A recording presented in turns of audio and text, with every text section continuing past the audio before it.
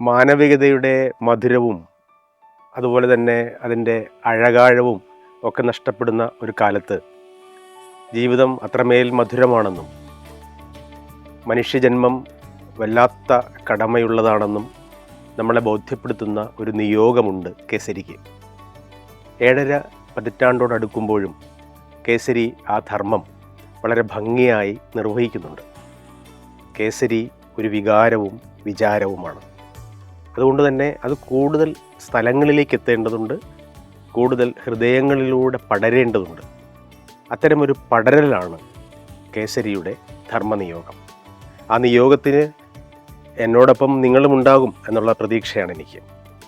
കേസരിക്ക് ഞാൻ നേരത്തെ സൂചിപ്പിച്ചതുപോലെ ഒരു ധാർമ്മികമായ ഒരു ദൗത്യം നിർവഹിക്കാനുണ്ട്. മറന്നുപോയതിനെ ഓർമ്മപ്പെടുത്താൻ, ജീവിതം അത്രമേൽ ബന്ധുരമാണെന്ന് ചിന്തിപ്പിക്കുവാൻ ഒക്കെ കേസരി അതിൻ്റെ താളുകൾ ഉപയോഗിക്കുന്നുണ്ട്. അത് വെറും ഒരു പറച്ചിലല്ല, അത് ഒരു ഉദ്ബോധനമാണ് എന്ന് നമുക്ക് ബോധ്യമാകും കേസരി വായിക്കുമ്പോൾ.